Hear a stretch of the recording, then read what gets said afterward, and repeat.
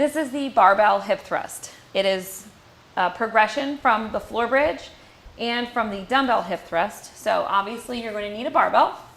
Here I have 10-pound plates, and these are perfect because they're big enough to lift the barbell off the ground, enough to where I can just slide it over before the exercise. You're going to want to get one of these pads, or once again, if you don't have one of these, they're like a few dollars on Amazon. I'll put a link underneath the video.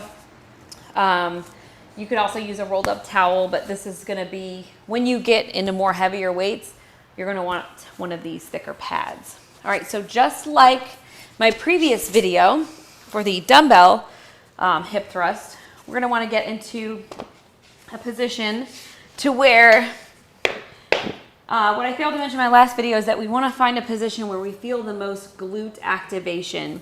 So sometimes our feet are out too far and we feel it more in our hamstrings, or they're in too far and we feel it more in our quads, or vice versa.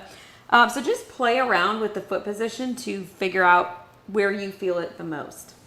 So you want to hold, I want to emphasize that you want to hold on to the barbell while you're doing this exercise.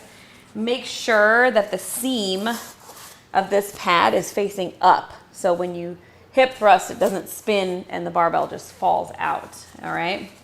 So get this barbell centered on your hips. Get your feet into position. Once again, you want the bottom of your shoulder blade at the top of whatever bench you're using, and you want to make sure that that bench is against something secure. All right, you're going to set yourself up. You're going to take a big breath in, keep that chin tucked, and raise up. Make sure you're locking your hips out, so you should be completely horizontal. And up, keeping that chin tucked.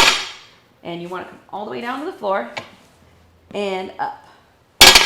You can add a band to this if you like, and of course if you need to make it heavier or more challenging, just add more weight.